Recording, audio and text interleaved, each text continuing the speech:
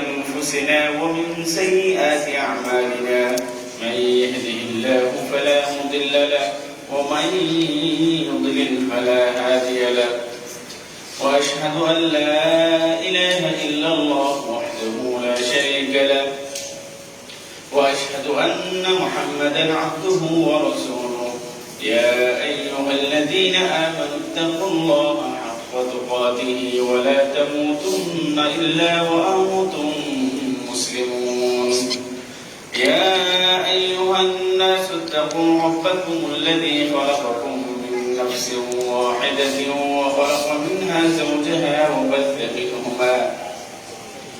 وبث منهما رجالا كثيرا ونساء واتقوا الله الذي تساءلون به والأرحام إن الله كان عليكم رقيبا يا أيها الذين آمنوا اتقوا الله وقولوا قولا سديدا يصلح لكم أعمالكم ويغفر لكم ذنوبكم ومن يطع الله ورسوله فقد فاز فوزا عظيما أما بعد فإن خير الكلام كلام الله وخير الهدي هدي محمد صلى الله عليه وسلم وشر الأمور محدثاتها وكل محدثة بدعة وكل بدعة ضلالة وكل ضلالة في النار فأعوذ بالله من الشيطان الرجيم بسم الله الرحمن الرحيم فاصبر كما صبر أولو العزم من الرسل প্রশংসা মাত্র মহান রব্বুল আলামিনের যে রব্বুল আলামিন আমাদেরকে এই পবিত্র জুমার দিন আল্লাহ তাআলা আমাদেরকে একত্রিত করেছেন তার ইবাদত করার জন্য তার কিছু বাণী শোনার জন্য শুকরিয়া আদায় করি আলহামদুলিল্লাহ। সালাম গ্রস্ত হোক আমাদের প্রিয় হাবিব প্রিয় নবী শেষ নবী যার আদর্শ আমাদের আদর্শ সেই নবীর প্রতি দরুদ পড়ি সাল্লাল্লাহু আলাইহি ওয়াসাল্লাম। অতঃপর আজকে আপনাদেরকে একটা কঠিন বিষয় নিয়ে আলোচনা করবো ইনশাআল্লাহ, সেটা হলো ধৈর্য। ধৈর্যটা কি বলতে সহজ, কিন্তু আসলে পালন করা কি অনেক কঠিন। ধৈর্য জিনিসটা কি? ধৈর্যের আরবি শব্দ হলো সবর, সওয়াদ বা র, সবরুন, যার বিপরীত হলো আল-জাজর অর্থাৎ অধৈর্য। ধৈর্যের বিপরীত হলো অধৈর্য। এটাকে শাব্দিক অর্থে বলা হয়, আমরা সকলেই জানি। রমজানের সময় বেশি আলোচনা করা হয় ধৈর্যের বিষয় নিয়ে, অনেক সময় আলোচনা করা হয়। জাল হাবসু ওয়াল মানউ ইমসাকুন ফি বাইতিন, অর্থাৎ নিজেকে বিরত রাখা, নিজেকে আটক রাখা বা সংকীর্ণতা থেকে নিজেকে বিরত রাখা বা আটক রাখা। যেমন বিরত কি থেকে বিরত রাখা? পাপ কাজ থেকে, গুনাহের কাজ থেকে, অন্যায় কাজ থেকে। তারপরে নিজের জিহ্বাকে মন্দ কথা বলা থেকে নিজেকে বিরত রাখা, নিজের অঙ্গ প্রত্যঙ্গকে খারাপ কাজে জড়িত না করা থেকে বিরত রাখা। এর যেমন সমের একটা শাব্দিক অর্থ কি? আপনার সবর, ধৈর্য ধারণ করা। তাহলে আমরা সবরের বা ধৈর্যের শাব্দিক অর্থ জানলাম। পারিভাষিক অর্থে বলা হয় যেটা এমন একটা গুণ যা মানুষকে অপছন্দনীয় এবং অনুচিত কাজ থেকে নিজেকে নিয়ন্ত্রণ করে এবং আত্মার সংশোধন। এর মাধ্যমে কি হয়? আপনার নিজের যে নাফসের সংশোধন হয় এবং জীবনে আগত যত কঠিন পরিস্থিতি বা কষ্ট সহ্য করার মতো শক্তি কি অর্জিত হয়। কিসের মাধ্যমে? ধৈর্যের মাধ্যমে। যদি ধৈর্য থাকে, যে কোনো মোকাবেলা, যে কোনো পরিস্থিতি, ভয়াবহ বিপদ আপদ, যে পরিস্থিতিতে নিজেকে আপনি কি করতে পারবেন? ধৈর্য রাখতে পারবেন, নিজেকে নিয়ন্ত্রণ করতে পারবেন, নিজেকে আপনি যত কষ্ট আসুন সেটা সহ্য করার মতো যে পরিস্থিতি যাদের ধৈর্য নেই তারা পারে না, তারা ফিল করে। সুতরাং এই জন্য আল্লাহ তাআলা তার প্রিয় রাসূলকে পূর্ববর্তী নবীদের এই কথা স্মরণ করিয়ে বলেন যে ফাসবির, তুমি ধৈর্য ধারণ করো, কামা সাবারা উলুল আযমি মিনার রাসূল। অর্থাৎ যারা দৃঢ় সংকল্পের অধিকারী ছিল, যারা ধৈর্যশীল ছিল, তোমার পূর্ববর্তী এরকম উলুল আযমি পাঁচজন নবী ছিল। তো যারা দৃঢ় প্রত্যয়ের এবং ধৈর্যশীল এরকম নবী ছিল, তাদের মতো কি করো? তুমি ধৈর্যশীল হও, ধৈর্য ধারণ করো। এবং অন্য জায়গায় আল্লাহ তাআলা সূরা আলামে বলেন যে ফাসবির লিহুকমি রাব্বি, যে আপনি আপনার রবের সিদ্ধান্তের জন্য ধৈর্য ধারণ করেন। তারপরে আল্লাহ তাআলা সূরা মাআরিজ বলেন ফাসবির কামা ফাসবির সবরান জামিলা, যে আপনি উত্তম ধৈর্য ধারণ করুন। অর্থাৎ ধৈর্য ব্যাপারে প্রায় কোরআনের 99 বা 90 এর অধিক আয়াত আছে কি নিয়ে? ধৈর্য নিয়ে। এই ধৈর্যের বিষয়ে আল্লাহ তাআলা আলোচনা করেছেন এবং মুমিনদেরকে তিনি বলেন, আল্লাহ তাআলা বলেন যে নির্দেশ দিয়েছেন ইয়া আইয়ুহাল্লাযীনা আমানু ইসবিরু। ইসবিরুটা আদেশ সূচক বা আমর, আদেশ সূচক একটা শব্দ। মুমিনদেরকে উদ্দেশ্য করে বলেন যে তোমরা কি করো? ধৈর্য ধারণ করো। ইয়া আইয়ুহাল্লাযীনা আমানু ইসবিরু ওয়া সাবিরু। দেখেন ইসবিরু তোমরা ধৈর্য ধারণ করো, ওয়া সাবিরু শব্দটা কি? সেম। আবার তিনি বলতেছেন যে তোমরা সকলে ধৈর্য ধারণ করো, অসাবিরু, এবং ধৈর্যের ক্ষেত্রে তোমরা প্রতিযোগিতা করো। মানে একে অপরে কি করো? প্রতিযোগিতা করে, কে কার চেয়ে বেশি ধৈর্যের দিক দিয়ে আগায় থাকতে পারো। তারপরে তিনি বলেন যে অরাবিতু, দিনের কাজে দৃঢ়ভাবে তোমরা অবস্থান করো। তিনটা শব্দ বলেছেন ইসবিরু, অসাবিরু, অরাবিতু। ওয়াত্তাকুল্লাহ লাআল্লাকুম তুফলিহুন, যে তোমরা আল্লাহকে ভয় করো তাহলে তোমরা সফল কাম হবে। তাই আল্লাহর ভীতিটা এর ভিতরে কি হয়েছে? ধৈর্যের মধ্যে এবং দৃঢ় অবস্থান, ধৈর্যের উপর অবিচল থাকা এবং আল্লাহ ভয়ভীতি যদি থাকে তাহলে আমাদের কি আছে? সফলতা আছে। এটা আল্লাহ তাআলা আমাদেরকে বলে দিয়েছেন। যে মুসাফারা, যে শব্দটা আল্লাহ তাআলা এখানে উল্লেখ করেন ইসবিরু ওয়া সাবিরু, মুসাফারা, যার মাসদার হলো মুসাফারা, এটার শব্দের মধ্যে অনেক অর্থ রয়েছে, যেমন প্রতিরোধ, সংগ্রাম, প্রচেষ্টা, মানে ধৈর্যের ক্ষেত্রে। তাহলে মুমিনকে সবরের পথে অবিচল থাকতে হবে। যদি আমি নিজেকে মুমিন দাবি করি, মুত্তাকি দাবি করি, মুহসিন দাবি করি, তাহলে আমাকে এর উপরে কি থাকতে হবে? আপনার অবিচল থাকতে হবে।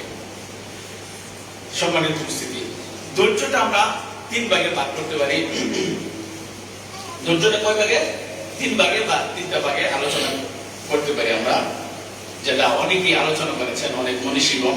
1 নম্বর হলো যে সবরুন আলা আকদারিল্লাহ, যে আল্লাহ তাআলার নির্ধারিত তকদিরের উপর ধৈর্য ধারণ করা। মনে রাখবেন যে সবরু আলা আকদারিল্লাহ, যে মানুষের ভাগ্য, ইন্না কুল্লা শাইইন খালাকনাহু বিকদর। আল্লাহ তাআলা বলেন আমি প্রত্যেক মানুষকে তাকে ভাগ্য সহকারে সৃষ্টি করেছি। কাজে যে কোনো পরিস্থিতিতে কদ্দারাল্লাহু মা শা, তারা তকদির যেটা আছে সেটাই। এই যে তকদিরের উপর যারা ধৈর্য ধারণ করতে পারে না, তকদিরের উপর ধৈর্য ধারণ করা, আপনার বালা, সুবিধা, অসুবিধা, ইন্না মাআল উসরি ইসরা, ইন্না মাআল উসরি ইসরা, সহজের পরে কঠিন, কঠিনের পরে কি? সহজ। বিপদের পরে আপনার ভালো হবে, আবার ভালোর পরে কি আসবে? বিপদ আসবে। এই জন্য ধৈর্যের প্রথম যে প্রকাশ সেটা হলো কি? যে আল্লাহ তাআলা আপনার যে তকদির রেখেছেন, যে ভাগ্য রেখেছেন, ঈমানের একটা বিষয় হলো কি? ভাগ্য, তাই না? কাজেই ভাগ্যের উপরে কি করা? আপনার ধৈর্য ধারণ করা, সেটা যে কোনো পরিস্থিতিতে হোক না কেন। এই জন্য আল্লাহ তাআলা বলেন যে ওয়ালানাবলুওয়ান্নাকুম বিশাইইন মিনাল খাউফি ওয়াল জু'i ওয়া নাকসিম মিনাল আমওয়ালি ওয়াল আনফুসি ওয়াস সামারাত। এখানে অনেক কথা আল্লাহ তাআলা বলেছেন। শেষে তিনি বলেছেন ওয়াবাশশিরিস সাবিরিন, যে আমি তোমাদেরকে পরীক্ষা করব ভয় দিয়ে। 1 নম্বর বলেছেন কি? ভয়ভীতি। 2 নম্বর হলো যে ক্ষুধা, ওয়া নাকসিম মিনাল আমওয়ালি ওয়াল আনফুসি ওয়াস সামারাত। 3 নম্বর বলেছেন যে সম্পদ, জীবন এবং ফল ফলাদি, শস্য, ব্যবসা বাণিজ্য, অনেক কিছুর ভিতরে চলে আসে, যে এগুলোর ক্ষয়ক্ষতির দ্বারা, এগুলোর কমতির দ্বারা আমি তোমাদেরকে কি করব? পরীক্ষা করব। তার মানে আল্লাহ তাআলা আমাকে ভয়ভীতি, খাবার, ব্যবসা বাণিজ্য, আমার জান মাল, সন্তান, সন্ততি। আমাদের এক মসজিদ উমরের এক ভাই নবজাতক সন্তান হবে, খুব অসুস্থ, আল্লাহ তাআলা যেন সুস্থতা দান করে, আমরা তার জন্য দোয়া করি। যেটা বললাম আর কি, আলোচনা চলে আসলো আর কি, যে সন্তান কাউকে দেখেন সন্তান দিয়েছে, প্রায় 9 মাস গর্ভে ধারণ করছে, এরপর বাচ্চাটি পেটের ভিতরে মারা গেছে। এই যে কি একটা কষ্ট, এটা যা সে বুঝে। লক্ষ লক্ষ টাকা অনেকে খরচ করে একটা সন্তানের জন্য, শেষে কি সন্তান হয়েছে, হওয়ার পর মারা গেছে। এই যে একটা পরীক্ষা, এটি হলো মানে তাকদীর। যে আপনি অনেক টাকা, অনেক সম্পদ, অনেক কষ্ট সহ্য করছেন, কিন্তু এটা আপনার নসিবে কি না, সেটা আল্লাহ রেখা রাখেন নাই। এটাই মনে করতে হবে এটাই আমার কি তকদিরে আছে, এটার ভিতরে কি আছে, কল্যাণ আছে। এইটাই হলো প্রথম প্রকার, যে আস-সাবরু আলা আকদারিল্লাহ, আল্লাহ তাআলা যে তাকদীর বা কদর আপনার ভাগ্যে রেখেছেন, এইটার উপরে রাজি খুশি থাকতে হবে যে কোনো পরিস্থিতিতে। এই জন্য আল্লাহ তাআলা বলেছেন যে সূরা বাকারার 155-56 নম্বর আয়াতে, যে আমি তোমাদেরকে বিভিন্ন ভাবে কি, তোমাদেরকে সন্তান দেওয়ার মাধ্যমে, সন্তান নেওয়ার মাধ্যমে, মৃত্যুর মাধ্যমে, জীবন দেওয়ার মাধ্যমে। আমরা হই না হাই অদ্ভুত আমি বেঁচে গেলাম, গাড়িটা আমার উপরে উঠে পড়ছিল কিন্তু আল্লাহ তাআলা বাঁচায় রেখেছে। এই জন্য বিভিন্ন ভাবে আমি তোমাদেরকে পরীক্ষা করব। শেষের দিনে বলেছেন ওয়াবাশশিরিস সাবিরিন, যারা ধৈর্যশীল তাদের জন্য সুসংবাদ। সুতরাং বিপদের সময় যেন আমরা অধৈর্য না হয়ে যাই, যেন ধৈর্যশীল না হয়ে যায়। এই জন্য আল্লাহ তাআলা বলেন এর পরের আয়াতে, যে আল্লাযীনা ইযা আসাবাতহুম মুসিবা, যখন তাদের কাছে কোনো বিপদ, বালা মুসিবত, কোনো দুঃসংবাদ আসবে, বিপদ পেয়ে যাবে, তারা যেন বলো ইন্না লিল্লাহি ওয়া ইন্না ইলাইহি রাজিউন। আমরা শুধু এটা বলি মানুষ মারা গেলে, এটা মনে করি যে মৃত্যুর বাড়িতে মানুষ মারা গেলে এই দোয়া। হ্যাঁ, এটাও একটা বিপদ, একটা মানুষ আপনার আত্মীয় স্বজন কেউ যদি মারা যায়, এটা কি বালা মুসিবত। এই জন্য যে কোনো বিপদে আপনি কি এই দোয়াটা করতে পারেন, যে ইন্না লিল্লাহি ওয়া ইন্না ইলাইহি রাজিউন, সংক্ষেপে ইন্না লিল্লাহ, আমরা আল্লাহর জন্য। তাহলে আমরা যে পাইলাম যে দুনিয়াতে আল্লাহ তাআলা আমাকে, আপনাকে, সবাইকে সম্পদ নেওয়া, সম্পদ দেওয়া, মানুষের দেখবেন কোটি কোটি টাকার সম্পদ করবারই মুহূর্তের মধ্যে নাই হয়ে যায়। এটা একটা পরীক্ষা। বিভিন্ন ভাবে এটা মনে রাখতে হবে যে আল্লাহ আমাকে পরীক্ষা করবেন, কিন্তু ওই সময়ে যেন আমি কি না হয়ে যাই, অধৈর্য না হয়ে যাই, যেন ধৈর্য ধারণ করি। ধৈর্যশীলদের জন্যই রয়েছে কি উত্তম পরিণাম। যেমন আমরা কয়েকটা ঘটনা কোরআন থেকে আলোচনা করব। ইয়াকুব আলাইহিস সালাম, আমরা তার কথা জানি। ইয়াকুব আলাইহিস সালামের সন্তান কে ছিল? ইউসুফ আলাইহিস সালাম। আল্লাহু আকবার। মানে কোরআনে মানে সূরা ইউসুফ নামে একটা কি আছে, একটা সূরাই আছে, এবং এটাকে বলে আহসানুল কসাস। এটা কি বলা হয়? উত্তম, মানে সবচেয়ে সবচেয়ে যত ঘটনা আছে সবচেয়ে উত্তম ঘটনা হলো কি ইউসুফ আলাইহিস সালামের ঘটনা। দেখেন, সন্তান তার বাইরা বাবার কাছ থেকে নিয়ে গেল, কিন্তু নিয়ে গেছে তার বাবা তো জানে না। ইন্নাল্লাহা আলিমুম বিযাতিস সুদূর, অন্তরের খবর একমাত্র কে জানে? আল্লাহ তাআলা জানে। তো অন্য বাইরা নিয়ে গেছে যে তাকে খেলাধুলা করবে, তাদের সাথে নিয়ে গেছে, কিন্তু তাদের ভিতরে ছিল কি হাসাদ, হিংসা। তো ভাইকে হত্যা করে, মানে মারার পরিকল্পনা করে কি তারা নিয়ে গেছে, কোর মধ্যে ফেলাই দিল। মারা তাদের ইচ্ছা কি আমার ভাইকে মেরে ফেলছে। শেষে বাবার কাছে এসে তারা কি বললো, যে একালা দুধ, তাকে খাইছে কে? নেকড়ে, তাকে নেকড়ে খেয়ে ফেলছে। এই কথা তার বাবাকে শিখিয়ে দিল, সান্ত্বনা দিল। কিন্তু তার বাবা শেষে বলছেন কি, ফাসবরুন জামিল আল্লাহুল মুস্তাআন আলা মা তাসিফুন। ফাসবরুন জামিল, সুবহানাল্লাহ। দেখেন নবীদের এই যে গুণ, মানে ইয়াকুব আলাইহিস সালাম বলেন আমার জন্য উত্তম হলো কি ধৈর্য ধারণ করা, এছাড়া আমি কি করতে পারবো? আল্লাহুল মুস্তাআন আলা মা তাসিফুন। আমার এই ইউসুফের সম্পর্কে তারা যে গুণাগুণ বর্ণনা করতেছে, এটার জন্য একমাত্র সাহায্যকারী কে? আল্লাহ তাআলা। বলা হয় যে প্রায় 50 বছর অপেক্ষা করছে ইউসুফ, মানে ইউসুফ আলাইহিস সালামের বাবা ইয়াকুব আলাইহিস সালাম। কয় বছর? প্রায় 50 বছর, তার চেয়ে বেশি হতে পারে, আল্লাহু আ'লাম। এই 50 বছরের ব্যবধানে দেখেন তিনি শুধু কি করেছেন? আল্লাহর উপর তাওয়াক্কুল করেছেন, ধৈর্য ধারণ করেছেন। শেষে পরিণাম কি হলো? তার সন্তানকে আল্লাহ তাআলা কি বাবার কাছে ফিরিয়ে দিয়েছেন না? এবং শেষে কি তার যে ভাইরা ছিল সবাই কি করেছে? ক্ষমা চাইছে না? এই জন্য ধৈর্যের ফল কি হয়? সবসময় ভালো হয়, কিন্তু আমরা অধৈর্য হয়ে যাই বেশি। এরপরে আরেকটা ঘটনা সংক্ষেপে, আইয়ুব, আমাদের নবীকে আইয়ুব আলাইহিস সালাম, সুবহানাল্লাহ, তার কথা আপনারা সকলেই জানেন যে কোরআনে ব্যাপকভাবে মানে আলোচনা করা হয়েছে আইয়ুব আলাইহিস সালাম সম্পর্কে। তিনি কি আল্লাহ তাআলা তাকে কি দিয়ে পরীক্ষা করছিলেন? রোগ দিয়ে না। প্রায় 18 বছর থেকে রোগে আক্রান্ত ছিলেন। চিন্তা করছেন, একটু জ্বর, একটু মাথা ব্যথা, একটু শরীর ব্যথা হইলে আমরা কি হয়ে যায়, মানে আমাদের অবস্থা খারাপ হয়ে যায়। অথচ আইয়ুব আলাইহিস সালাম কি 18টা বছর সে তার রোগ নিয়ে, তার অসুস্থতা নিয়ে সাথে কি ধৈর্য এবং এই অসুস্থতা থেকে মানে জান্নাতের আশা বা সবের আশা নিয়ে তিনি ধৈর্য ধারণ করেছেন। এত বছর ধৈর্য ধারণ করার পরে দেখেন কোরআনে আছে আল্লাহ তাআলা বলেন ও আইয়ুব ইদ নাদা রাব্বাহু আন্নী মাসসানিয়া দুররু ওয়া আনতা আরহামুর রাহিমিন। যে স্মরণ করো সেই আইয়ুব আলাইহিস সালামের কথা, যখন সে তার রবকে আহ্বান করে বলল যে আন্নী মাসসানিয়া দুর, আমি দুঃখে কষ্টে আক্রান্ত, আমাকে স্পর্শ করেছে, হে আমার রব, ওয়া আনতা আরহামুর রাহিমিন, আপনি তো অতি দয়ালু, দয়াময়, দয়াশীল। তারপরে আল্লাহ তাআলা কি করলেন? তার দোয়াকে কবুল করলেন, তাকে সুস্থ করে দিলেন। শেষে আল্লাহ তাআলা এখানে বলেছেন যে ওয়াযিকরা লিল আবিদিন, ওয়াযিকরা লিল আবিদিন, যিকরা মানে এটা একটা উপদেশ। লিল আবিদিন, যারা আবেদ, আবেদ বলা হয় একে যে আল্লাহর ইবাদত করে। তা আবিদিন মানে কি? যারা ইবাদত করে তাদের জন্য এটা একটা উপদেশ। কোন ঘটনার মধ্যে? এই আইয়ুব আলাইহিস সালামের মধ্যে।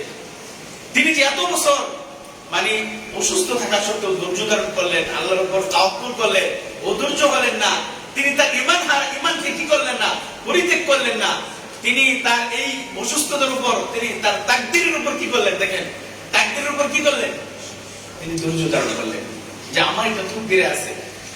আল্লাহ তাআলা তাকে কি সুস্থ করেন নাই? অবশ্যই সুস্থ করেছেন। এই জন্য দেখেন আল্লাহ তাআলা তার কিভাবে গুণ বা তার গুণাগুণটা আল্লাহ তাআলা বর্ণনা করেন। وخذ بيدك ضغثا فاضرب به ولا تحنث إنا وجدناه صابرا। সূরা সাদের 41 44 এই আয়াতগুলোতে পড়লে পাবেন আর কি এই আইয়ুব আলাইহিস সালামের ঘটনা। এইখানে আল্লাহ তাআলা আয়াতের শেষে যেটা বলেন যে ইন্না ওয়াজাদনাহু সাবিরা। সুবহানাল্লাহ। সবর মানে কি? ধৈর্য। আর সবে মানে ধৈর্যশীল। আমি তাকে পাইছি কি? ধৈর্যশীল একজন বান্দা। তা আল্লাহ তাআলা যাকে সার্টিফাই করেন, যার ব্যাপারে তিনি মানে মন্তব্য করেন, ভালো মন্তব্য করেন, যাকে তিনি সুবহানাল্লাহ।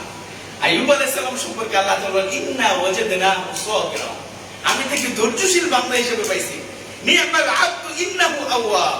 আল্লাহু আকবার। যে তিনি কতই নাকি উত্তম বান্দা ছিল, তিনি কতই না উত্তম বান্দা ছিল। কাকে বলতেছেন? আইয়ুব আলাইহিস সালাম সম্পর্কে। সুতরাং আমরা যে কোনো বিপদেই পড়ি না কেন যেন অধৈর্য কি না হয়ে যায়। এই ইয়াকুব আলাইহিস সালাম, তারপরে আইয়ুব আলাইহিস সালাম, এরকম বহু ঘটনা আছে যে এইগুলা থেকে যেন আমরা নিজেকে শিক্ষা নিতে পারি। দেখেন আল্লাহ তাআলা বলেন বালা ইন তাসবিরু ওয়া তাত্তাকু ওয়া ইয়াতুকুম মিন ফাওরিহিম হাযা ইউমদিদকুম রাব্বুকুম বিখামসাতি আলাফিন মিনাল মালাইকাতি মুসাওwimin। ধৈর্যের কথা বলেছেন। এরপরে সূরা আলে ইমরান 120 নম্বর আয়াতে বলেন ওয়া ইন তাসবিরু ওয়া তাত্তাকু ফালা ইয়াদুররুকুম কাইদুহুম শাইআ। যারা ধৈর্য ধারণ করে, আল্লাহকে ভয় করে, শয়তান তাদেরকে কি করতে পারে না, শয়তানের চক্রান্ত তাদের উপর বিজয় দিতে পারে না, তাদের কোনো ক্ষতি করতে পারে না। যেমন সূরা আসর দেখেন, এটা আমরা সবাই জানি ওয়াল আসর ইন্নাল ইনসানা লাফি খুসর। সকল মানুষ ক্ষতিগ্রস্ত। তবে চার প্রকার মানুষকে আল্লাহ তাআলা আলাদা রেখেছেন। ইল্লাল্লাযীনা আমানু ওয়া আমিলুস সালিহাত ওয়া তাওয়াসাউ বিল হাক্কি ওয়া তাওয়াসাউ বিস সবর। ঈমান, সৎ আমল, সৎ উপদেশ একে অপরকে, এবং তারা একে অপরকে কি ধৈর্যের উপদেশ দেয়। সূরা আসরের ওইখানে আল্লাহ তাআলা আমাদেরকে শিক্ষা দিয়েছেন যে ধৈর্যের যে গুণ বা ধৈর্যের যে ফলাফল এটা কি অনেক ভালো। আমরা এক নম্বর প্রকার আলোচনা করতেছিলাম, সেটা কি যে আল্লাহর যে কদর, মানুষের যে ভাগ্য, সেটা ভালো হোক মন্দ হোক যে কোনো পরিস্থিতি কি করা, ধৈর্য ধারণ করে। এক নম্বর প্রকার ধৈর্যের কয় এক নম্বর প্রকার। দুই নম্বর প্রকার হলো যে সবর আর মাসিয়াতিল্লাহ, পাপ কাজ থেকে ধৈর্য ধারণ করা। এটা খুব কঠিন। এটা কি খুব কঠিন, পাপ কাজ থেকে কি ধৈর্য ধারণ করা।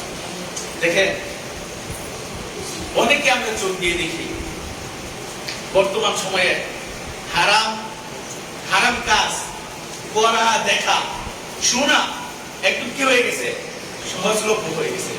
কিন্তু যারা নিজেকে, নিজের নাফসকে বিরত রাখতো, যারা নিজের নাফসকে ধরে রাখতে পারলো এই পাপ কাজ থেকে, সেই সফল কাম। আর এটা কে পারে? একমাত্র যে ধৈর্যশীল। যে ধৈর্যশীল একমাত্র কি তারাই পারে।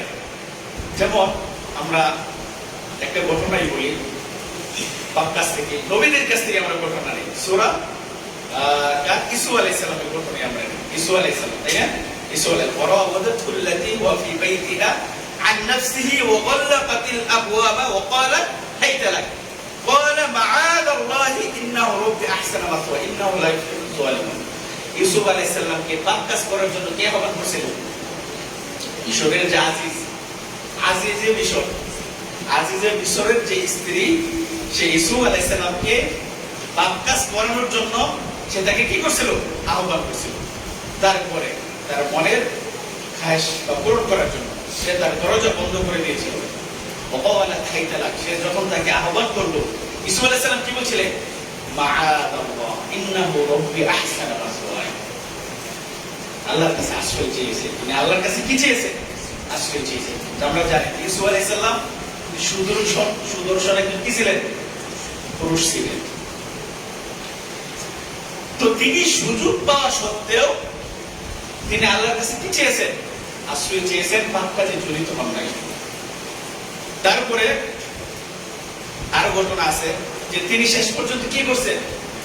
কারাবরণ করেছেন, কারাগারে গিয়েছেন। এটাকেই তিনি উত্তম মনে করেছেন অন্যায় কাজ থেকে বিরত থাকা থেকে। মানে অন্যায় কাজে জড়িত হওয়ার চেয়ে নিজে আমি জেলে পড়ে থাকবো, বছরকে বছর জেলে থাকবো, এটা আমার জন্য উত্তম। তারপরেও আমি কি জিনা, ব্যভিচার, পাপ কাজ, অন্যায় সাথে আমি কি হবো না? আমি জড়িত হবো না। ইসু আলাইহিস সালাম তো তাই করেছিলেন। পাপ কাজে জড়িত না হয়ে শেষে কি তাকে জেলে দিয়েছিলেন, তিনি কারাবরণ করেছিলেন। এরকম ভাবে আরো অনেক ঘটনা আছে। আমরা আরেকটা ঘটনা বলি। 3 ব্যক্তি, আমরা জানি যে আসহাবুল কাহফ, তাই না? আসহাবুল কাহফের ঘটনা সকলে জানেন যে 3 ব্যক্তি যখন গুহার ভিতরে আশ্রয় নিল, আশ্রয় নেওয়ার পরে গুহা কি হয়ে গেছিল? বড় একটা পাথর দ্বারা এই গুহাটা বন্ধ হয়ে গেল। এখন এমন বড় পাথর যে তাদের 3 জনের সেই শক্তি নেই যে মানে গুহা থেকে সেই পাথরটা সরানো। তো 3 জনে কি করলো? তোমরা আল্লাহর কাছে কি করো? দোয়া করো, আল্লাহর কাছে আশ্রয় চাও, আল্লাহর কাছে প্রার্থনা করো তোমাদের সৎ কাজের মাধ্যমে, ভালো আমলের মাধ্যমে তোমরা আল্লাহর কাছে কি করো? প্রার্থনা করো। দেখেন, তার মধ্যে এক ব্যক্তি ছিল, এক যুবক ছিল। সেই যুবকের ঘটনা আমরা সকলেই জানি সংক্ষেপে। সেটা হলো এক যুবকের তার চাচাতো বোন ছিল। কি ছিল? তার চাচাতো বোন ছিল। সে বলতেছে যে আমি আমার বোনকে এতটাই ভালোবাসি, মহব্বত করি, একজন পুরুষ একজন মেয়েকে যেভাবে যতটুকু কি করে পছন্দ করে, মানে অনেক ভালোবাসে। যখন সেই তার মানে পাপ কাজ করার জন্য তার বোনকে সে আহ্বান করলো, তার বোন কি করেছিল? অস্বীকার করেছিল, যে পাপ কাজে কি হয় নাই? জড়িত হয় নাই। অবশেষে 1 বছর বা বছর খানিক পরে তার বোন যখন বিপদে পড়ে গেল, মানে দুর্ভিক্ষ, মানে তার বোনের ঘরে খাবার, টাকা পয়সা কিছুই নাই। যখন সে তার বোন ওই ভাইয়ের কাছে সাহায্যের জন্য গেল, সেই আগের প্রস্তাব আবার কি কুপ্রস্তাব দিল যে তুমি যদি আমার সাথে থাকো তাহলে আমি তোমাকে হেল্প করবো। খিদার তাড়নায়, দুর্ভিক্ষের তাড়নায় সে রাজি হওয়ার পরে যখন তার সামনে সেই মেয়েটা আসলো, তার বোন আসলো, তার মেয়ে শুধু একটা কথা বলে, ইত্তাকিল্লাহ, তুমি আল্লাহকে ভয় করো। বৈবাহিক সম্পর্ক ছাড়া যে অন্যায় কাজ তুমি আমার সাথে করতে চাচ্ছ, হারাম কাজ আমার সাথে করতে চাচ্ছ, একমাত্র কাকে ভয় করো? যারা আমরা যুবক বা যুবতী আমরা সকলেই বুঝে জানি, এরকম পরিস্থিতিতে সে সরে আসলো। এরকম পরিস্থিতিতে সরে আসলো, আল্লাহর উপর তাওয়াক্কুল করলো এবং ধৈর্য ধারণ করলো। এটা কি ধৈর্যের প্রমাণ? মানে সেই পরিস্থিতিতে নিজেকে কন্ট্রোল করে চলে আসা, এটা বিশাল একটা বিষয়। এবং এই বিষয় দেখে আল্লাহ তাআলা এই মহাগ্রন্থ আল কোরআনে কি তাদের ঘটনাটা কি করে দিয়েছেন? আমাদের জন্য শিক্ষার জন্য, উপদেশের জন্য দিয়ে দিয়েছেন। সেই আসহাবে কাহফের 3 ব্যক্তির মধ্যে এক ব্যক্তি তার ধৈর্যের, তার এই ভালো কাজের মাধ্যমে সে কি করলো? সে আশ্রয় ছিল। আল্লাহ তাআলা তার এই গুহার থেকে পাথর কি করে দিলেন? দূর করে দিলেন। কাজেই অন্যায় কাজ থেকে, যেটা আমার আলোচনার যেটা বলতেছিলাম, যে পাপ কাজ, যে পাপ কাজ থেকে সেই যুবক কি করলো? ধৈর্য ধারণ। আর আজকে আমরা ভালোবাসা, প্রেম, এটার কারণ একটাই, সেটা হলো কি? অবৈধ সম্পর্ক নেই এবং হারাম কাজে লিপ্ত হওয়া। এছাড়া আর কোন কাজ আছে? আপনি মুমিন, নামাজ পড়েন, আরেকজন মুমিনের সেও নামাজ পড়ে, অবৈধ সম্পর্কে লিপ্ত হয়ে বিবাহ করেন, এটাকে হারাম। কাজেই নিজেকে যদি মুত্তাকি আমরা দাবি করি, পরহেজগার দাবি করি, মুমিন হিসেবে দাবি করি, তাহলে এই সমস্ত অপকর্ম এবং অন্যায় সম্পর্ক থেকে, হারাম সম্পর্ক থেকে যেন আমরা যুবক বিরত থাকি। সবচেয়ে বড় যে প্রাধান্য সেটা হলো কি? আল্লাহ তাআলার ভয়। সেটাকে আমাকে আপনাকে প্রাধান্য দিতে হবে। 2 নাম্বারটা কি? 3 নাম্বার হলো, অনেক আলোচনা আছে আসলে এই জন্য। 3 নাম্বার হলো যে আসবরু আলা তাআতিল্লাহ। 1 নাম্বার গেল যে তাকদীরের উপর ধৈর্য ধারণ করা। 2 নাম্বার গেল পাপ কাজ থেকে কি করা? ধৈর্য ধারণ করা। 3 নাম্বার হলো আনুগত্যের উপর ধৈর্য ধারণ করা। আল্লাহ তাআলার আনুগত্য। শয়তান তো একজন আমাদের সাথে কি আছে না? শয়তান কিন্তু আল্লাহর কাছ থেকে কি নিয়েছেন? পারমিশন নিয়েছেন। এটা কি আলোচনা করবো ইনশাআল্লাহ, যে মানব সৃষ্টির উদ্দেশ্য আর শয়তানের কি? আপনার কিবির, অহংকার। ইনশাআল্লাহ এই শয়তান কিন্তু আল্লাহর কাছ থেকে কি নিয়েছেন? তিনি অনুমতি নিয়ে আসছেন যে আমি যতদিন এই কিয়ামত পর্যন্ত, তো আল্লাহ তাআলা শয়তানকে হায়াত দিয়েছেন, এই পর্যন্ত আমি তোমার বান্দাদেরকে বিপথে নিয়ে যাব,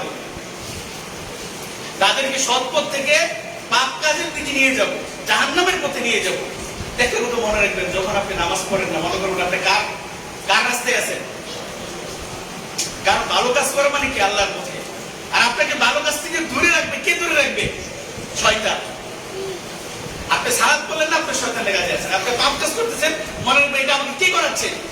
শয়তান আপনাকে কুমন্ত্রণা দিচ্ছে। আল্লাহর কাছ থেকে আপনাকে দূরে সরায়। কারণ শয়তানে মানুষের জন্য সে কি হয়েছে? জান্নাত থেকে আল্লাহ তাকে বের করে দিয়েছে। মানুষের জন্য সে অভিশপ্ত, মানুষের জন্য সে জাহান্নামে যাবে। সুতরাং এই মানুষের কারণে যেহেতু আমি আমার এই পরিণাম মানুষকে আমি দেখে দেব, এটা শয়তানের প্রতিশ্রুতি, প্রতিজ্ঞা। সুতরাং যারা ধৈর্যশীল, আল্লাহ তাআলার আনুগত্যের উপর যারা ধৈর্যশীল থাকে, তাদেরকে শয়তান কি করতে পারবেন না? শয়তান তাদেরকে মানে পথচ্যুত করতে পারবে না। এই জন্য আমরা 3 নম্বর হলো যে ধৈর্য ধারণ করা আনুগত্যের উপর। যখনই শয়তান আমাকে আপনাকে পাপ কাজ করাবে, অন্যায় কাজের দিকে নিয়ে যাবে, যেন আমরা কি করি? ধৈর্য ধারণ করি। আল্লাহ তাআলা আমাদেরকে সেই তৌফিক দান করুন। 3টা প্রকার সংক্ষেপে গেল। আর যদি ধৈর্য ধারণ আমরা না করি, এর ক্ষতি কি হবে আপনারা জানেন। স্বামী স্ত্রীর ঝগড়া লাগলো, ধৈর্য ধারণ করতে পারলো না, স্ত্রীকে মেরে দিল। সন্তানকে দেখেন না মাঝে মাঝে, যে বাবা সন্তানকে মেরে দিয়েছে, ভাইকে মেরে দিয়েছে, মাকে মেরে দিয়েছে, তারপরে অনেক কিছু হইতে পারে। এই জন্য ধৈর্যের ফল সবসময় ভালো হয়। আর ধৈর্য ধারণ না করে অনেকে কি করে? আত্মহত্যা করে। অনেকে তার হার্টবিট বেড়ে যায়, তার প্রেশার বেড়ে যায়, ডায়াবেটিস বেড়ে যায় অধৈর্যের কারণে। অধৈর্যের কারণে এখন কয়েকটা যারা ধৈর্যশীল, তাদের সম্পর্কে আল্লাহ তাআলা কিছু গুণাগুণ বর্ণনা করেছেন। এই কয়েকটা কথা বলে ইনশাআল্লাহ আজকে আলোচনা শেষ করব। 1 নম্বর হলো যে যারা ধৈর্যশীল, আল্লাহ তাআলা তাদেরকে ভালোবাসেন। যেমন আল্লাহ তাআলা বলেন সূরা আলে ইমরানের 146 নম্বর আয়াতে, আল্লাহু ইউহিব্বুস সাবিরিন। আল্লাহ তাআলা ধৈর্যশীলদের পছন্দ করেন, ভালোবাসেন। তা আল্লাহ তাআলার ভালোবাসার ব্যক্তিকে আমি আপনার হতে চাই না। যে কোনো পরিস্থিতিতে যেন আমরা কি করি? বিপদের সময় আমরা ধৈর্য ধারণ করি। আল্লাহ তাআলা আমাদের সেই তৌফিক দান করুন। নবী সাল্লাল্লাহু আলাইহি ওয়াসাল্লাম বলেছেন, ফামান সাবারা ফালাহুস সাবর। যে ধৈর্য ধারণ করে, এই ধৈর্যের প্রতিদান সে পাবে। আর যে অধৈর্য হয়ে যায়, সেটারও সে পরিণতি কি? সে ভোগ করতে হবে। এই জন্য আমরা যেন ধৈর্য ধারণ করি। 2 নম্বর হলো যে আল্লাহ তাআলার সাহায্য, এবং আল্লাহ তাআলা তাদের সাথে আছেন যারা কি? ধৈর্যশীল। কোরআনে সূরা বাকারার 153 নম্বর আয়াতে বলে, ইয়া আইয়ুহাল্লাযীনা আমানু ইসতাঈনু বিস-সাবরি ওয়াস-সালাহ। এখানে 2টা গুণ দিয়ে আল্লাহ তাআলার কাছে সাহায্য চাওয়ার কথা বলেছেন। আল্লাহ তাআলা বলতেছেন, হে ঈমানদাররা, তোমরা সাহায্য চাও, ইসতাঈনু সাহায্য চাও, তোমরা সাহায্য চাও বিস-সাবরি ওয়াস-সালাহ। একটা হলো কি? ধৈর্য, আর একটা হলো কি? সালাত। সুবহানাল্লাহ। আল্লাহর কাছে সাহায্য চাও, সেটা 2টা গুণ। একটা হলো ধৈর্য ধারণ করো, আর একটা আল্লাহর মানে তুমি কি করো? সালাত আদায় করো।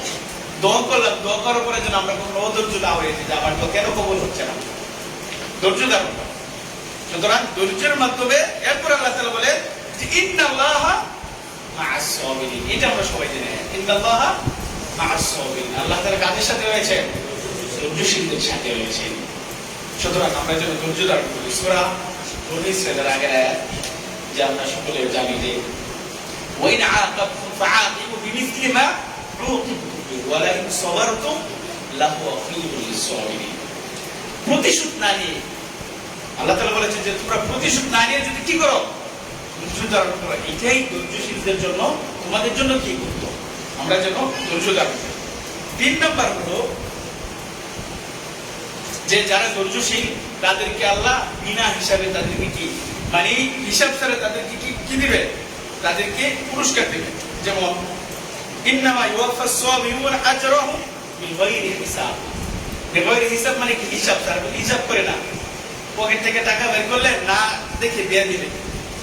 তো আল্লাহ তাআলা আপনাকে কি হিসাব ছাড়া কি পরিমাণ আপনাকে সওয়াব দিবে এইটা আল্লাহ তাআলা ভালো জানেন। এটা কাদের জন্য? যারা ধৈর্যশীলদের জন্য। এরপরে আল্লাহ তাআলা বলেন, আরেক জায়গায় বলেন যে ওয়ালা নাজজিয়ান্নাল্লাযীনা সাবারু আজরাহুম বিআহসানি মা কানু ইয়ামালুন। যারা উত্তম কাজ করে, ভালো কাজ করে, ভালো আমল করে, তাদেরকে তিনি তাদের ধৈর্যের কারণে তিনি তাদেরকে প্রতিদান দিবেন। 4 নম্বর হলো যে আল বুশরা আর রব্বানি, যে আল্লাহ তাআলার সুসংবাদ পাওয়া। এটা কাদের জন্য? যারা ধৈর্যশীল। যেমন ওয়াবাশশিরিস সাবিরিন, যারা ধৈর্য ধারণ করে তাদেরকে আল্লাহ রাসূলকে বলেন যে আপনি তাদেরকে কি দেন? সুসংবাদ দেন। কিসের সুসংবাদ? জান্নাতের সুসংবাদ। 5 নম্বর হলো যে আল্লাহ তাআলার দয়া এবং হেদায়েত। যারা ধৈর্য ধারণ করে তাদের প্রতি আল্লাহ তাআলার দয়া আছে, তারা সঠিক পথে কি তাদের চলতে পারবে, আল্লাহ তাআলা তাদের সেই পথে কি চালাবে। আল্লাহ তাআলা বলেন আল্লাযীনা ইযা আসাবাতুহুম মুসিবাতুন ক্বালু ইন্না লিল্লাহি ওয়া ইন্না ইলাইহি রাজিউন উলাইকা আলাইহিম সালাওয়াতুম মির রাব্বিহিম ওয়া রাহমাহ ওয়া উলাইকা হুমুল মুহতাদুন। তাদের জন্য রয়েছে দয়া এবং হেদায়েত, যারা কি করবে? ধৈর্য ধারণ করবে। 6 নম্বর গুণ হলো যে তাদের জন্য রয়েছে ক্ষমা। যারা ধৈর্য ধারণ করে তাদের জন্য রয়েছে কি? ক্ষমা। আল্লাহ তাআলা বলেন ইল্লাল্লাযীনা সাবারু ওয়া আমিলুস সালিহাতি উলাইকা লাহুম মাগফিরাতু ওয়া আজরুন কাবীর। যারা ধৈর্য ধারণ করে এবং সৎ কাজ করে তাদের জন্য রয়েছে কি? ক্ষমা এবং মহা পুরস্কার। আজরুন কাবীর মানে কি? আজরুন মানে পুরস্কার, কাবীর মানে বড়। তো বড় পুরস্কার সেটা কি? সেটা হলো জান্নাত। সবচেয়ে বড় পুরস্কার কি আমাদের জন্য, মুমিনদের জন্য? জান্নাত। সুতরাং যারা ধৈর্য ধারণ করবে তাদের জন্য রয়েছে কি? জান্নাত। এরপরে হলো 7 নাম্বার গুণ হলো, এরকম আরো অনেক গুণ রয়েছে, আমরা আসলে সবগুলো আলোচনা করতে পারবো না। তো ইনশাআল্লাহ আল্লাহ তাআলা যেন আমাদের সকলকে ধৈর্য ধারণ করার তৌফিক দান করেন, আমরা সেই দোয়া করি আল্লাহ তাআলার কাছে। এবং যারাই আপনারা দাওয়াতি কাজ করেন, দাওয়াতি কাজের ক্ষেত্রে যেন আমরা কি করি? ধৈর্য ধারণ করি। দাওয়াতের ক্ষেত্রে যেন আমরা জোরপূর্বক কাউকে কি না করি? দাওয়াত না দিই। উদউ ইলা সাবিলি রাব্বিকা বিল হিকমাতি ওয়াল মাউইদাতিল হাসানাতি ওয়াজাদিলহুম বিল্লাতি হিয়া আহসান। যখন আমরা মানুষকে দাওয়াত দিতে যাই, দাওয়াত দিয়ে আমরা কি অনেক কিছু চাপিয়ে দিই, অনেকে কি কর্কশ ভাষায় কথা বলি, যা আমার মতের সাথে না মিললে তাকে আঘাত করি। আঘাত শুধু বেতের আঘাত না, অন্তরের আঘাত, কথার আঘাত, তার বেশি কি আঘাত। এই জন্য কাউকে যেন আমরা কাফের, সে অমুকের দালাল, তমুকের দালাল, এইগুলোর জন্য আমরা কখনো না বলি। আপনার এলেম অনুযায়ী, আপনার জ্ঞান অনুযায়ী আপনি দাওয়াতি কাজ করেন, কিন্তু কখনো কাফের, অমুক তমুক এগুলো ট্যাগ লাগাবেন না। আর যার যতটুকু জ্ঞান আছে সেই জ্ঞান অনুযায়ী আমরা দাওয়াত দিতে পারি, কোনো সমস্যা নেই। আল্লাহ রাসূল কি বলেছেন? বাল্লিগনি ওয়ালাউ আয়া, তোমরা একটা আয়াত যদি পারো সেটা পৌঁছে দাও। আমাদের সম্মানিত সেনা প্রধান উনি একটা কথা বলেছেন, কদিন আগে এটা ভাইরাল হয়েছে, আপনার সবাই দেখেছেন, যে সালাতে এবং দোয়াতে বিদআত ছয়লাভ হয়ে গেছে, বেড়ে গেছে। এই কথাটা অনেকে কি লাগে না, অনেকের ভালো লাগে না। এই কথাটা অনেকে কি লাগে না, ভালো লাগে না। আচ্ছা, অনেকে বলতেছে উনি সেনা প্রধান, ওনার কাজ হয়েছে কি? দেশের আইন শৃঙ্খলা, তারপরে মানে যেন বিশ্বের আক্রমণ থেকে হেফাজত করে, তার কাজ হয়েছে এটা, সেইগুলো কথা বলবেন। আচ্ছা, উনি কি মানে ওনার যে জ্ঞান আছে সেই জ্ঞান অনুযায়ী সে কথা বলতে পারবে না। আপনার সে খুতবা থেকে যে শিক্ষাটা নিলেন, এই ধৈর্যের কথা শুনলেন, এই ধৈর্যটা কি আপনি আপনার পরিবার কি, আপনার বন্ধু কি, আপনার ব্যবসায়িক প্রতিষ্ঠানে, আপনার শিক্ষা প্রতিষ্ঠানে কি আপনি আলোচনা করতে পারবেন না? এর জন্য আপনাকে আলেম হইতে হবে। এই যে মন মানসিকতা আমাদের, এগুলো থেকে বেরিয়ে আসতে হবে। আপনি যতটুকু জানেন সেই অনুযায়ী আপনি দাওয়াত দেন, কিন্তু যেন আমরা কিনা করি, অতি বাড়াবাড়ি না করে। ডক্টর জাকির তিনি আলেম হয়েছেন, মাদ্রাসায় পড়াশোনা করেছেন, কিন্তু আল্লাহ তাআলা তাকে দেখেন বিশ্বের মধ্যে একজন আলেমের চেয়ে বেশি জ্ঞান রাখেন। এই যে মর্যাদা, যারা আমরা দাওয়াতি কাজ করব, যেন আমরা কখনোই বাড়াবাড়ি না করি। আপনার জ্ঞান অনুযায়ী আপনি তাকে দাওয়াত দিবেন, যেন তাকে মানে বাধ্য করা, বাড়াবাড়ি করা, এটা যেন কখনোই আমরা না করি, এবং কাউকে যেন কোনো ট্যাগ না লাগাই, সে অমুক সে তুমুক নাই। এটা আল্লাহ তাআলা ভালো জানে। আমার আপনার দায়িত্ব হলো শুধু কান পর্যন্ত পৌঁছিয়ে দেওয়া। এই কান থেকে দিল পর্যন্ত পৌঁছানোর দায়িত্ব কার? আল্লাহ তাআলা। হেদায়েতের মাঝে কত কার? আল্লাহ তাআলা হেদায়েত করবেন। ইন্নাকা লা তাহদি মান আহবাবতা ওয়ালাকিন্নাল্লাহ ইয়াহদি মান ইয়াশা। যদি আল্লাহ রাসূল পারতেন, তার চাচা আবু তালেব কি করতেন? তিনি হেদায়েত করতে পারতেন, কিন্তু তার নসিবে, তার তকদিরে কি নাই? হেদায়েত নাই। এই জন্য আমরা যতটুকু জ্ঞান অর্জন করি সেই অনুযায়ী দাওয়াত দিব, কিন্তু কখনোই বাড়াবাড়ি করব না। তারপরে আল্লাহ তাআলা বলে যে ওয়াকুর আহলাকা বিসসালাতি ওয়াসতাবির আলাইহা লা নাসআলুকা রিজকা নাহনু নারযুকুকা ওয়াল আকিবাতু লিত-তাকওয়া। এখানে আল্লাহ তাআলা দাওয়াত দেওয়ার কথা বলেছেন যে ওয়াকুর আহলাকা বিসসালাতি, যে তুমি তোমার পরিবারকে সালাতের নির্দেশনা দাও। এটা কি দাওয়াতি কাজ না? এটা কি শুধু আলেমদেরকে বলেছেন আল্লাহ তাআলা? যারা জ্ঞান অর্জন করবা, যারা মাদ্রাসায় পড়াশোনা করবা, কোরআন হাদিস ফিকহ, তারপরে তাওহীদ শিরক, তারপরে সিরা, সব জ্ঞান যার থাকবা, সে একমাত্র ইসলামের কথা বলতে পারবে। এইটা হচ্ছে একটু সংকীর্ণ মন আমাদের মন। এই ধরনের কথাবার্তার জন্য আমরা, যে দাওয়াতি কাজ করে, যে ভালো কথা বলে, কোরআন এবং সহিহ সুন্নাহ অনুযায়ী, তাকে উৎসাহ দেওয়া দরকার, তাকে উৎসাহিত করা উচিত। তো আমরা প্রত্যেকেই যেন আল্লাহ তাআলা যে নির্দেশনা আমাদেরকে দিয়েছেন, যে তুমি তোমার পরিবারকে সালাতের নির্দেশনা দেবো এবং এর উপর অভিযোগ থাকো, আমরা যেন আমার পরিবারকে আগে কি করতে পারি, দ্বীনের পথে আনতে পারি, দাওয়াত দিতে পারি, তাদেরকে যেন আপনার একটা দ্বীনী পরিবেশ, জান্নাতি পরিবেশ, জান্নাতের পথে থাকার যে দিক নির্দেশনা আছে, এগুলো যেন দিতে পারি। আল্লাহ তাআলা আমাদেরকে সেই তৌফিক দান করুন। বারাকাল্লাহু লি ওয়া লাকুম ফিল কুরআনিল আযীম ওয়া নাফা'নি ওয়া ইয়্যাকুম বিমা ফীহি মিন আয়াতি ওয়া যিকরি।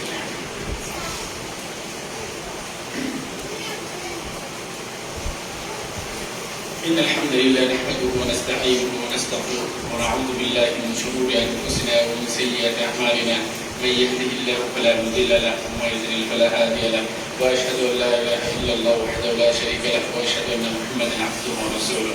إن الله وملائكته يصلون على النبي يا أيها الذين آمنوا صلوا عليه وسلموا تسليما. اللهم صل على محمد وعلى آل محمد كما صليت على إبراهيم وعلى آل إبراهيم إنك حميد مجيد. اللهم بارك على محمد وعلى آل محمد كما باركت على إبراهيم وعلى آل إبراهيم إنك حميد مجيد. اللهم أعز الإسلام والمسلمين. اللهم أعز الإسلام والمسلمين. اللهم اغفر للمسلمين والمسلمات والمؤمنين والمؤمنات الأحياء منهم والأموات. اللهم اغفر لآبائنا وأمهاتنا منهم حيا فأبطل عمره. اللهم ارحم المسلمين والمسلمات. اللهم اغفر لأموات المسلمين والمسلمات. ربنا آتنا في الدنيا حسنة وفي الآخرة حسنة وقنا عذاب النار. ربنا ظلمنا أنفسنا وإن لم تغفر لنا وترحمنا لنكونن من الخاسرين. إن الله يأمر بالعدل والإحسان وإيتاء ذي القربى وينهى عن الفحشاء والمنكر والبغي يعظكم لعلكم تذكرون. اذكروني أذكركم واشكروا لي ولا تكفرون.